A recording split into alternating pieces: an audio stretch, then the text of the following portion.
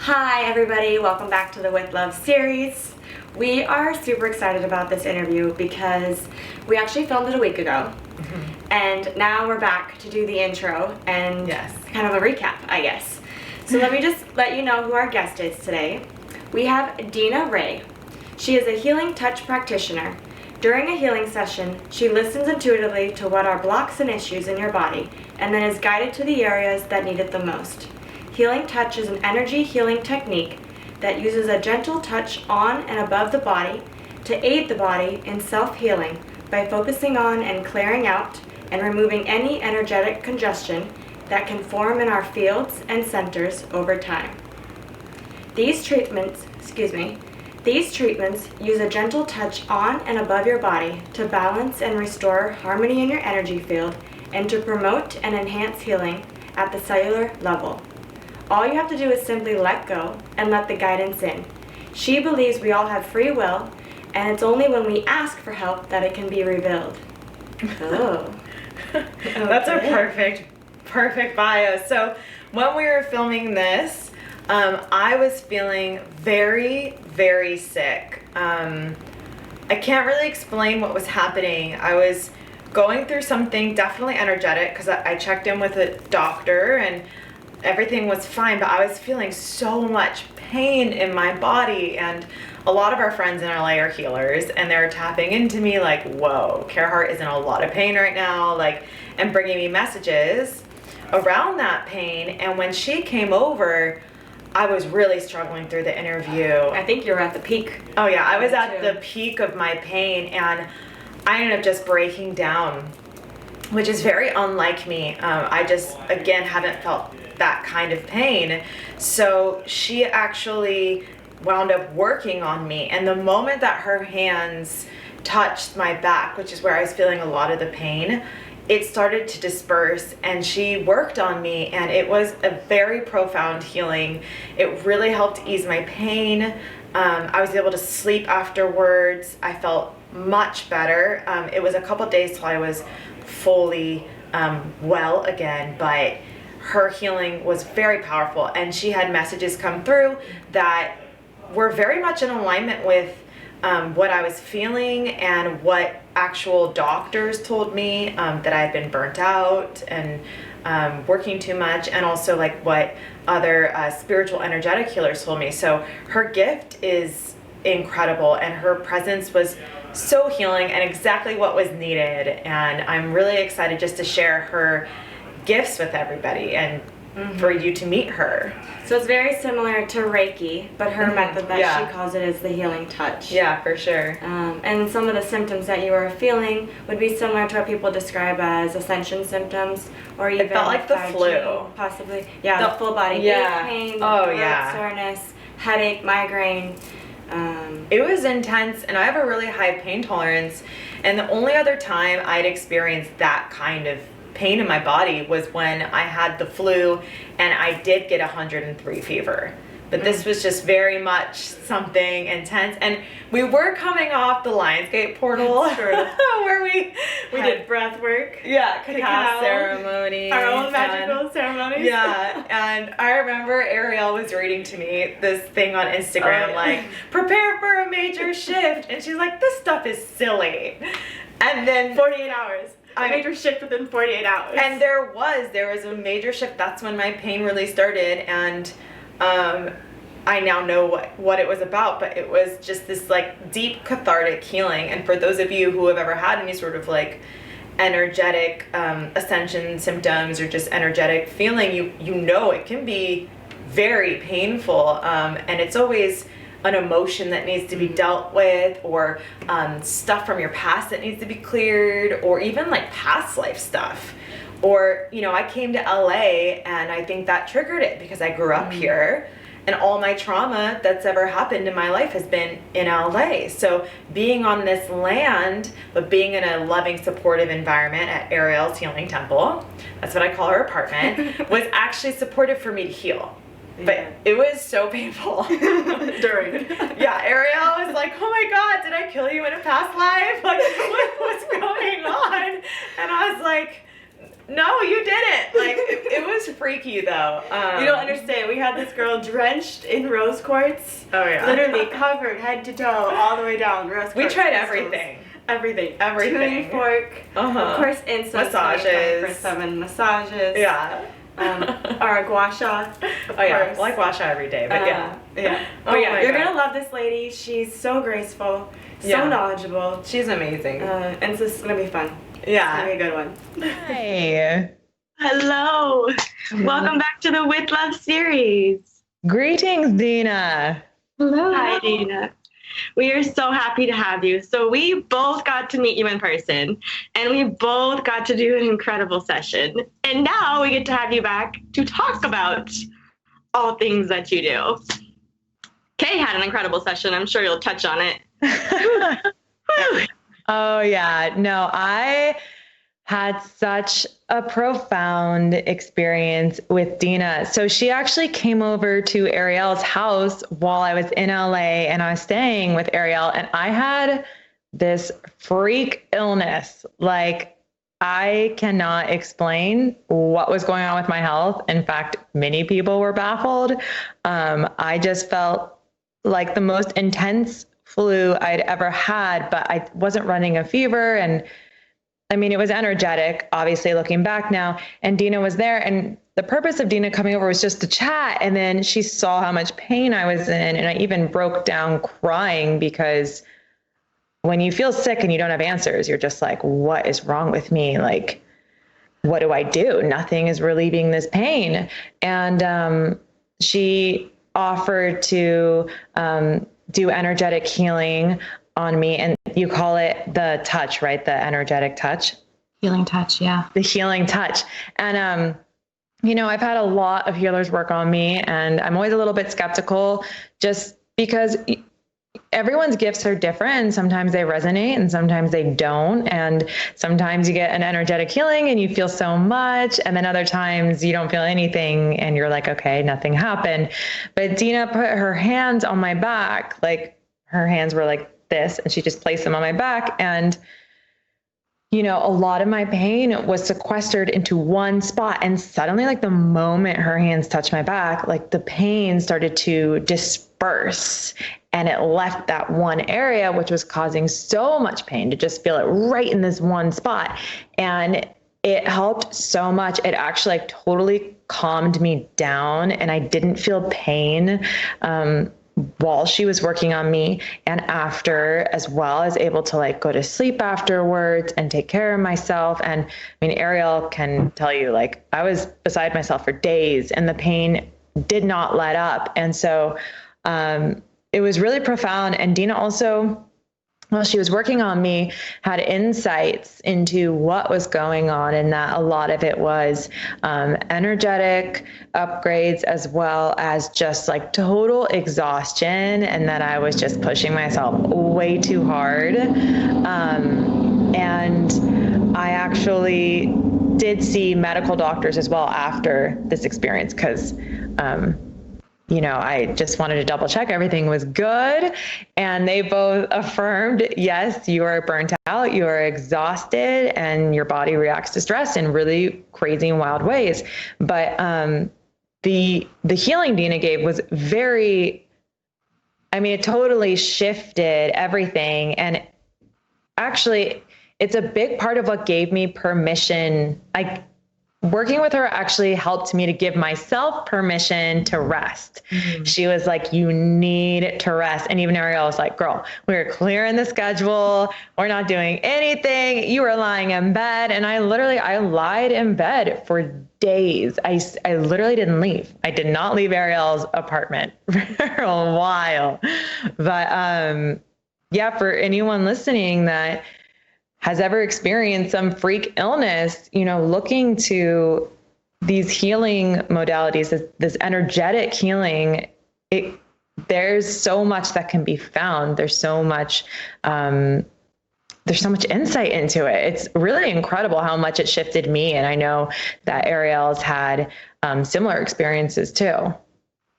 Yeah, when I did my session with you, I actually had my arm in a cast. Right. And I could not believe the amount of intense energy I was feeling in my wrist and arm during that time. It was crazy. And then I slept like a baby that night. That's what I'm saying. I slept so well afterwards.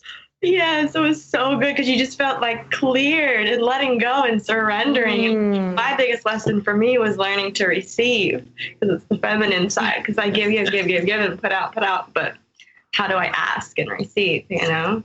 What I wonder, Dena, what is it like for you when you're working on people? Like, what's that experience like when you put your hands on me when I was hysterical, or you put your hands on Ariel whose arm was broken, or wrist, sorry. Yeah, and just to highlight for the audience to know that Ariel had a virtual experience and Caitlin had an in-person one, and you both had similar results at the end of it. Yeah, true. So I think That's really a great amazing. point. So energy can kind of transform in space and time, and as Bizarre. So like that needs to be made clear. yeah. But yeah. And touch is wonderful and it's needed. And Caitlin, I think it was even more helpful to be in person with you, to just really put, hands on you. Yeah.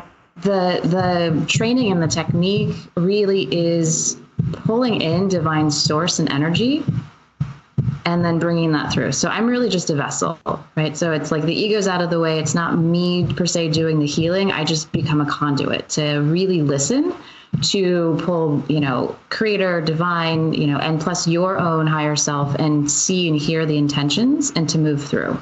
And so all I'm really doing is like, I can actually feel them in my hands of the like pulsations that are moving plus through the body.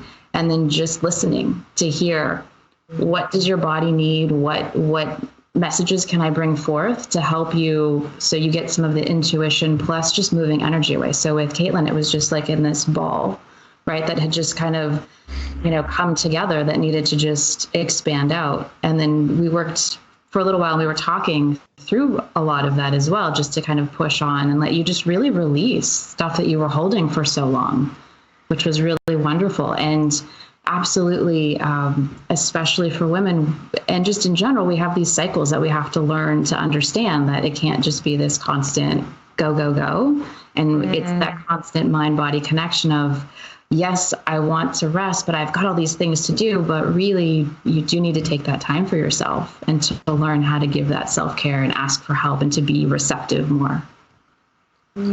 Yeah, definitely. It's so hard in this world when everything is, I feel that a lot of people's value is based off of their productivity. Mm-hmm. And we live in a world that's like, go, go, go, achieve, achieve, achieve. And it is hard to like take that step back and just be like, it's okay just to be. Like someone told me recently, like, you're a human being, not a human do. Like, but what is your like advice from just the work that you've done, like how we can kind of relax more into our feminine and just not feel that need to have to just force things?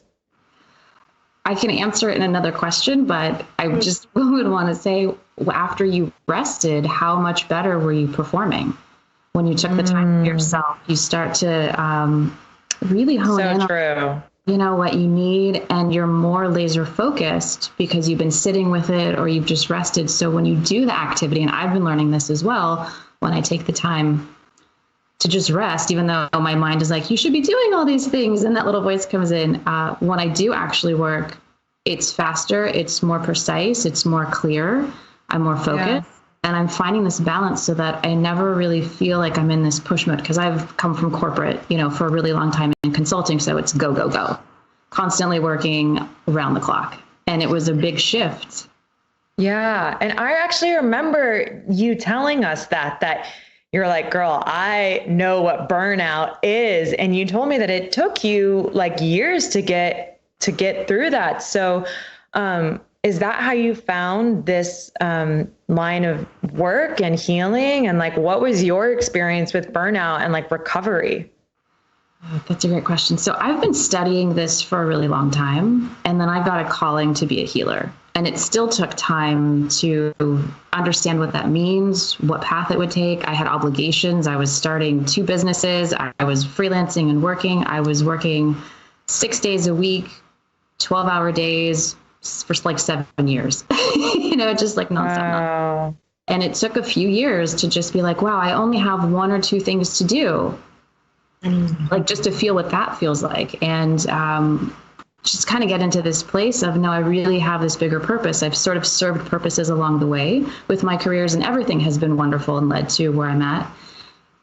And really just even in this quarantine period has been wonderful. Just like it's been this beautifully blessed, forced just reprieve of just go in and be and really see what you can manifest out of that.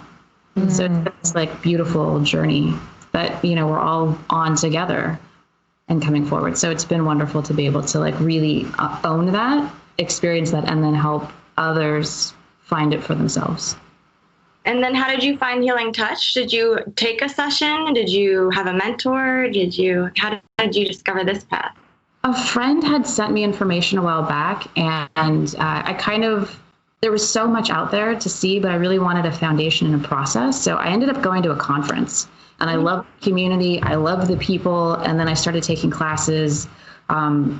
There's many levels to it. I'm end of level 4 going into level 5 to be a practitioner, have a mentor, just kind of finishing that up. But it just really gives the grounding of like ethics and foundation of how to work with clients, how to help them, how to understand, where your line is with a healer, how much to give, just where the right places are, and then just what it means to help work with the body, the mind, and the spirit. And then I've also brought in my own flavor and other things that I've been teaching as well, or learning to add into, bringing in like the intuition part. That's not really healing touch, and getting into theta healing, which is mindset, mind work, belief work, ancestral work to understand what's held in the body, so that we can remove any blocks. Sometimes we feel like blocks are in like these invisible walls in front of us, so we don't know how to push forward. Yeah. What are some of the things that you find most people are holding in their bodies that they might not even be aware of? Everyone's a little different. The people that I have been getting tend to want to go to the next level and figure out what their purpose is, or break through and transform, or they want to speak more and they don't know why they can't, or how to like really just align more with what it is that they want in life and not sure how to get it. So one part of them wants to manifest something, but then there's usually some block behind the surface that they're conditioned, or that they've been in a situation where it fights against and conflicts with what they want. Oh yeah. I mean, I feel like everyone's their own worst enemy, right? Absolutely. Yeah. That could be from you had an experience when you were younger to now this is like a self-talk that you've adopted and you don't even realize it, or these little self-doubts that come in and how to like shift that going forward. Oh yeah. It's a total mindset game. Yeah. So what would be your advice on like getting in touch with those scripts that we have, or even how do you do that? Is it through what you do, the healing touch? Like, do you do healing touch on yourself? I do. And I had some issues for a little while, and I was working. It's a little strange. I do journaling and I do mindset work. So I'll try and be really honest with myself, or like let things come out of like, oh, I'm really, kind of feeling this, need to dig and understand why, and then try and flip it. So how do I like rewrite the narrative, rewrite the script so that I'm like feeling my own power as a woman, as a healer, as a citizen in the world, and just wanting to do my part and not letting that, there's always going to be fear and doubt. Like we're never going to not have that in life. So how do we kind of push through that because there's a bigger purpose? Mm-hmm. What do you find the top reasons are that a client would come to you? Career, purpose, and probably relationships? It's usually about those, any sort of transition in their life. So whether sometimes it's both of like, you want all of these things. I want to have my career. I want to have my partner. I want to start manifesting the things in my life. And there's just these reasons why sometimes they don't know why. And then there's just what's blocking them, and they just need some help to understand, and they just feel stuck. And that's good to work with too. It takes a few sessions just to unravel and see what's going on and have them really get some insights for themselves. Because it's one thing, like we have all this knowledge that we know, and then you have to go and practice it. And then it's like, over time you start practicing, and then you can start recognizing, oh, I'm doing that thing that I need to stop doing. I need to stop telling that story. I need to stop playing that record. And something else. That's really good. I always tell people it's the 3 rule. If you catch yourself saying something or doing something 3 times in one day, try to red flag it or make note, and then being like, okay, is that assisting me or is it possibly putting me back? That's a great one. What would a typical session look like? What would someone expect if they're coming for a new session? We always talk first about what it is that you're coming for. And even if you don't really know how to articulate that, we still kind of dig. And I blended the 2 mindset work and energy healing together. So it's a little bit depending on what you need, but you're going to get one of those 2 where we'll go through and I'll have you explain, we'll get into meditative state. I'll have you explain what it is that's, frustrating you, ailing you, blocking you. And I'm connected to a higher source and start getting intuitive guidance and then move through a session. So while we're talking, your eyes are closed, you're in a relaxed position, and I'm doing energy healing at the same time. So you get kind of both happening to you. And then we'll download things, we'll move stuff around, but you're also getting insights. And through that guidance, I can start to see and just really explain as a channel of, hey, here's some patterns, here's some things that are blocking. Let's take a look at this. Let's take a look at that. Or just take a moment so that you can be in that space.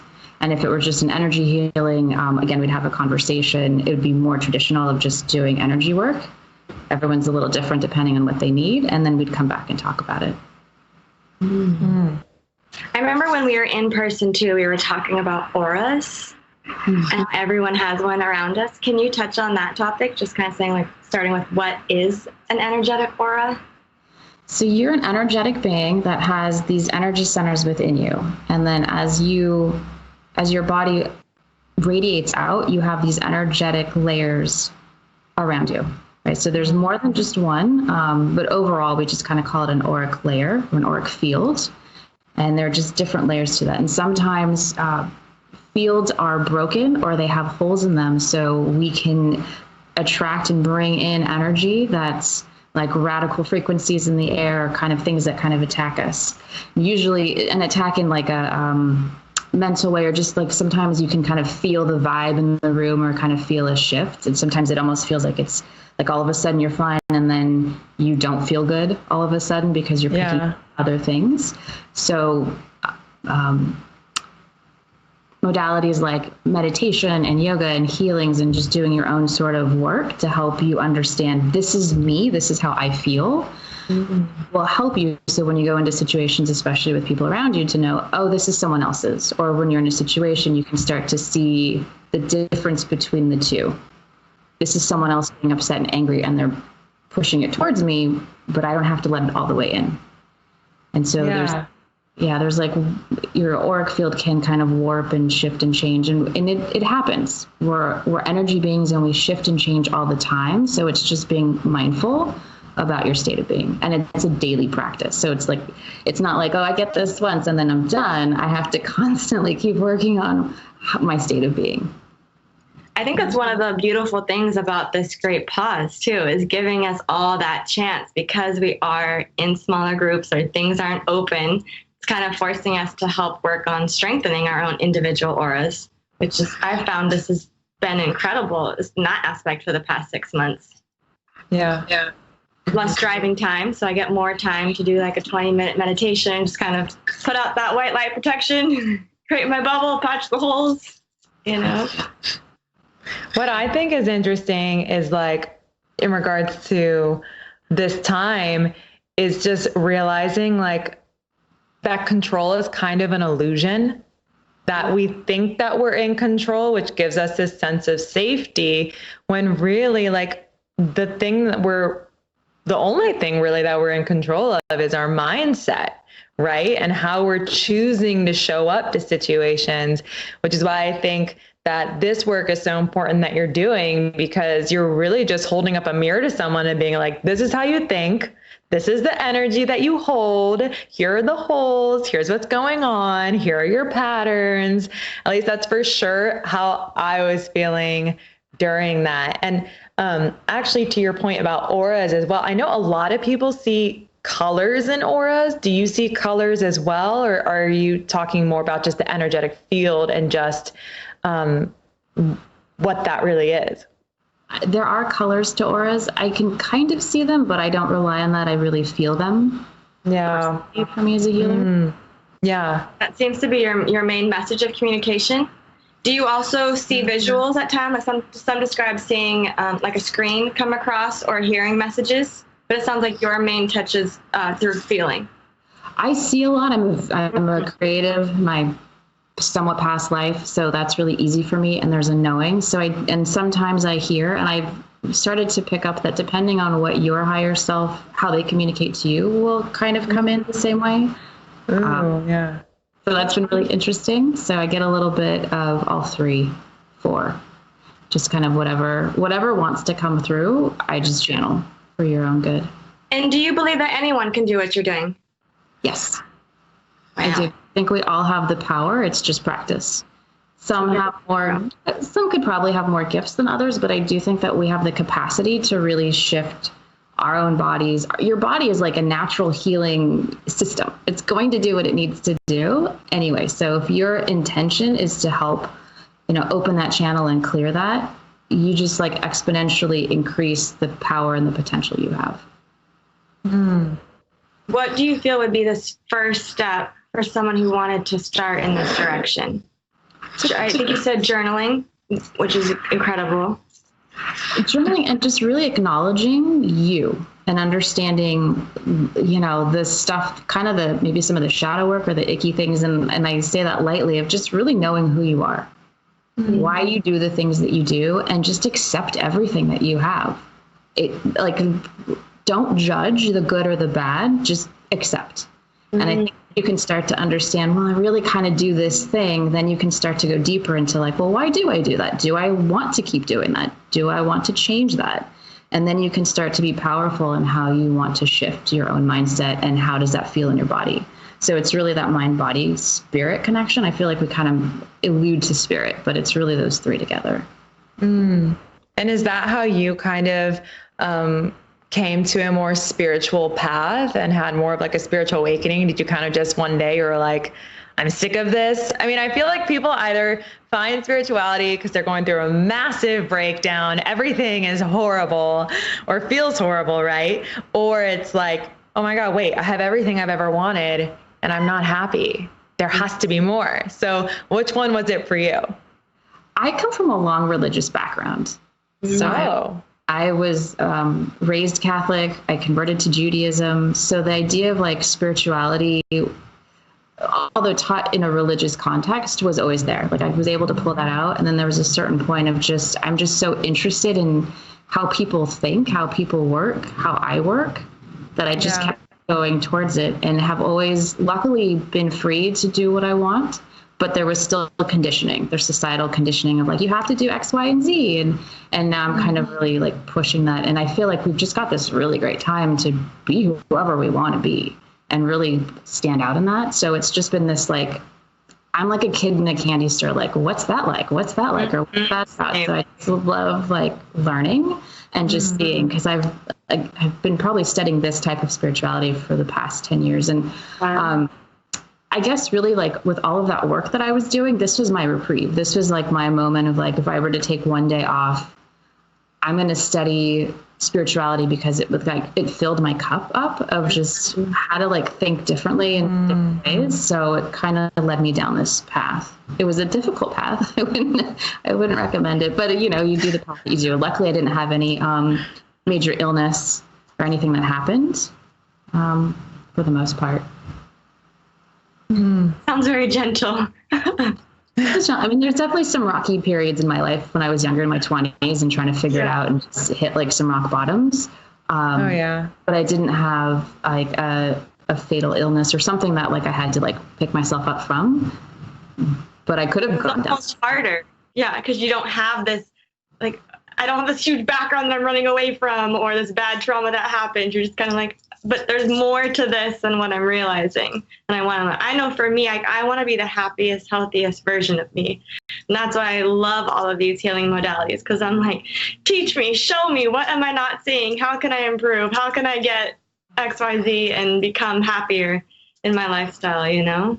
Yeah, I think more invisible. Mine was, I had a parent that was a little difficult, and I think I learned some really bad self-talk. And I think my father had some really difficult issues that I had to that I just kind of absorbed. So it was, on the surface, everything looked good because that's easy to do. But there was just a lot of like self-hate talk and just putting myself down and like taking apart my self-worth. And trying to like rebuild that, and what does that look like? Or I didn't even want to look in the mirror. I don't want to see what I look like. I feel awful, and how to repair that on my own. Do you find that a lot of people are dealing with ancestral stuff, junk, or just stuff that's being passed down from their parents? I think it's like a revolution that's coming, right? We're all healing our own wounds, especially the rise of the feminine coming in. We're kind of healing what our grandmothers were going through, right? You're sort of a reflection in a way for your mother, either maybe like in a conflicting way, or you resonate with her if there's something different, but then in a way that in generational, if this makes any sense, you sort of flip it so that you're reflecting what your grandmother had gone through. Interesting. Almost like her dream or her realization of like, you're now the strong woman coming through. And I think men also have that issue. Wow. And just healing. How beautiful is it going to be for our children to be like, yeah, my story is my mom healed her shit and I'm coming through as a healed person. Yeah, that's interesting too, speaking about women and the grandmother, because I saw something, I think it was like on Instagram or something the other day, and it was this photo of like a womb, and it was like your grandma actually carried you, your grandmother, and because your mom was in her belly and you were in your mom's belly. And it's just so, I was like, oh my God, that's why I have a lot of weird like similarities to my grandma, which is bizarre because I didn't really spend that much time with her. And it's just interesting, when I saw that, I was really thinking about her and thinking about all our similarities and her trauma, which I didn't even know a lot of it until after she passed. Actually, some things came to light, but it's true. Like that feminine connection between the grandmother, the mother, and the daughter is very powerful, very, very strong. So I'm sure that's coming up in your work all the time. Yeah. You know, one of my girlfriends was saying, she works with a pregnant woman, and she was saying how a woman's diet follows for 3 generations. So that what the woman affects, so the grandmother's diet affects the baby growing up, or the grandmother. So it makes that makes sense for me too. That's so crazy. Yeah. So it makes sense that energetically there's still that residue coming through as well. That's such an interesting point. Wow. Glad you brought up that that visual, because that's exactly a really great interpretation. And then also when we think about what we learn, how much do we learn when we're in the first 7 years of our life? We're taught by people who probably learned those attributes the first 7 years of their life. So you keep thinking like, oh, we're just creating these generational patterns of like, oh, that's just how we do it. And yes. Oh my God, it's so interesting. Yeah, it's, you know, I'm living with my parents right now, and it's been very challenging in a lot of ways, but very healing. And the other day, I feel like we had a breakthrough, which of course came through a not fun conversation. And I remember I walked to my room to kind of get away from it, just to kind of take some space. And I had this epiphany. I was like, you know, my parents didn't feel loved by their parents. And so they're hurting. And I looked at them, and suddenly I saw them as I saw myself as just this child that was hurting, and all that they actually needed was love, but it's really hard to see it that way, because you're like, you're my parents. You should be acting like this. Like, you should be treating me this way. What is wrong with you? I'm your kid. Love me. Be here for me, support me. And when you don't feel those things, it's hard not to feel like something is really wrong with you. And so I actually went back downstairs and saw my parents, and I gave them a hug and said, I love you, which is like a very big deal in my family. Like, we're not like a touchy-feely family at all. And it was actually like really healing, and we've been getting along so much better ever since. And it's just so, to have that like shift, to be able to look and be like, they're not like the bad guys. They weren't loved. Mm-hmm. They didn't feel loved. They weren't celebrated. So why would they celebrate me? Which then it's like, okay, well then I got to celebrate myself, love myself, and then turn around and do that for them, because then that heals their stuff. Right. So it's like all of that ancestral trauma we're all holding on to, and we're acting out of those places. But again, it all just comes down to coming from this place of love and compassion and kindness, instead of it's you versus me, what you're doing to me. Right. And again, it's easier said than done. No, but that's so powerful. And that's so important to be able to look to see, like, these are just human beings too. Right. And we put those expectations on our parents, and it's like, no, where did you come from? What are you dealing with? And how is this getting passed down? So powerful healing that you're giving to your family. Yeah. It's rough. I know Ariel's been through it too. Yeah, for sure. I tell my daughter, just because someone's an adult doesn't mean that they have all the answers or they know what they're doing, Right? We're taught mindfulness. It's all of us self-awareness and self-love. And it's not a common subject, let alone taught. So here we are floundering as adults, and then just passing on our own drama and junk to everyone else.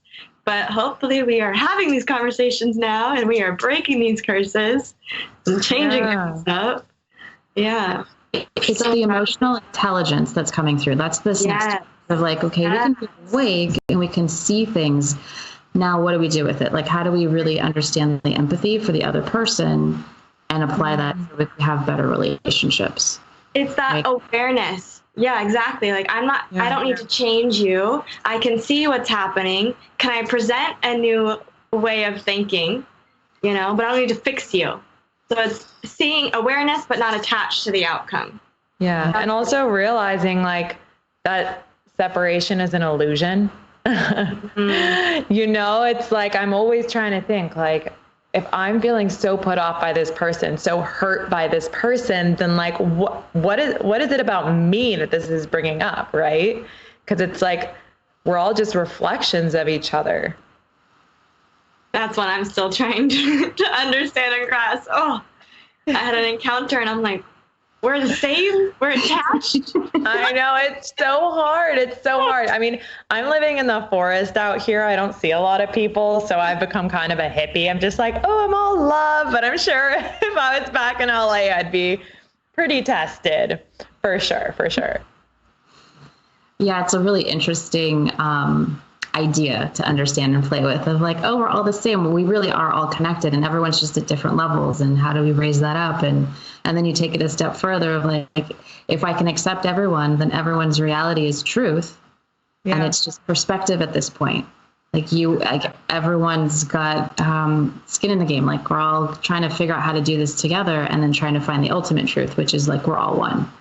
Mm-hmm. Yeah. But I feel that you just got to build that muscle of self-acceptance, right? Because when you love and accept yourself so much, then what other people do tends to bother you less. And like, hey, I don't have it figured out, but this is just like what I've been working on. And I feel like, just from what we've been talking about going through the ancestral trauma and our energy and just like knowing ourselves, which is such a big part of your work. It's like, the more we know ourselves, the more we heal ourselves, the more that we come to a place of acceptance of like, hey, I don't even have to like you, but I accept you.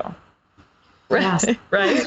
Self-acceptance, self-love, right? Like that's probably what's going to help heal all of us. So basically, in the meantime, when we're not doing all this quite well, we come to you for help. Yeah. Yeah. This is Just a little guidance, just a little tweak, just a little like raising the energy, right? You just keep working on, because it's really you doing the work at the end of the day. I'm just assisting and shifting. And presenting it to us and being like, hey, do you know this is happening? Do you want to fix it or leave it?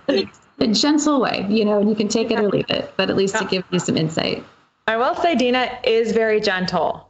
Very. I have seen one energetic healer before that was like very intense, and I sent some of my friends to her, and everyone who went was like, I'll never go back, but wow, that was powerful. But with you, it was like just as powerful, but very gentle. Like it felt very loving. It was like a nice hug. It was just like Description. which is probably why Ariel and I went to sleep after our healings, because we were like, oh, thanks. Like, go to sleep now. You know what I mean? Like, it really just felt like you like put a nice little warm blanket on us, some warm cocoa. Like, Well, that's probably literally the two words I would use to describe you: are graceful and compassionate. yeah. Really And good you have such a calm demeanor. And you're really good at seeing, okay, this is where you're at, and this is what I'm going to show you. Yeah. And then what do you want to do with this information? That's where it's at. Compassionate, man. Got to show up as compassionate beings. Yeah, just accept you and take you where you're at. Yeah. Where are you and where do you want to go? Wherever that. Acceptance, compassion, kindness. I see the themes here. Our favorite topics. Brought to you always with love. Literally. Dena, this has been so much fun. We have to bring you back. Have to do another session, of course. I feel like you can never get too many sessions. Yeah. I would love that. Well, it's like a tune-up, like she said. I mean, it's like you take your car in to get tuned up. It's like, think about all the things your body is doing every single day, like your physical body and your energetic body and your mind. It's like these things they never slow down. Today is important.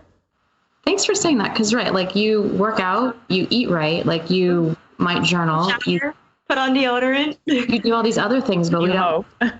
You hope, yeah. You still we're still understanding really briefly, like what is energy medicine, how does that work? But we're full of it, and we need to be tuned up like anything else in the world. Yeah. Isn't it interesting? We forget our energetic bodies. Exactly. Like, people don't even think about it. They're like, I don't understand what's wrong. I eat healthy. I work out every day. Da, da, da, da. And it's like, well, what about like your spiritual self? We all know yesterday's shower, yesterday's deodorant don't work for today, Right? Oh my God, that's such a good point. Like, it's not like, oh, I don't have to shower today because I showered yesterday. Right. I showered last week. No biggie. I got it. Like, that's what people say. Like, I tried meditating once. I'm like, wait, what? You tried it once? Did you try out deodorant too? What?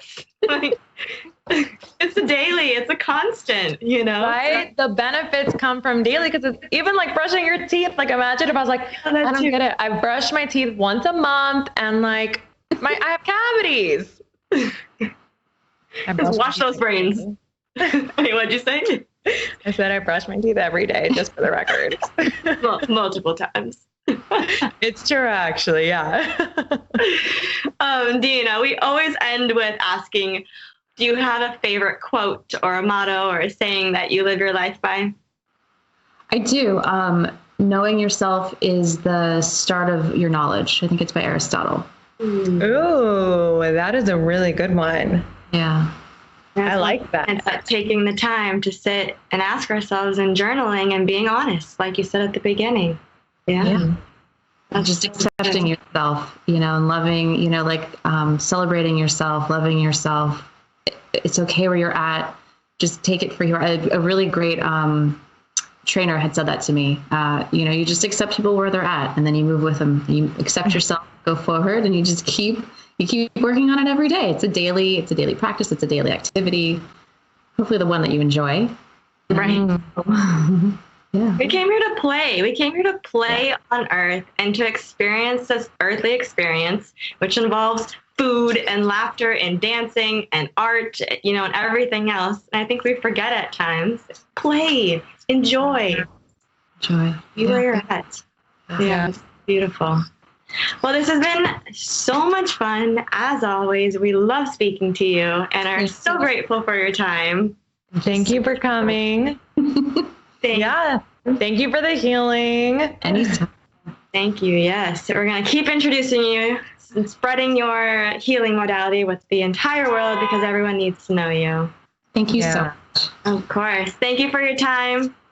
Have a great day.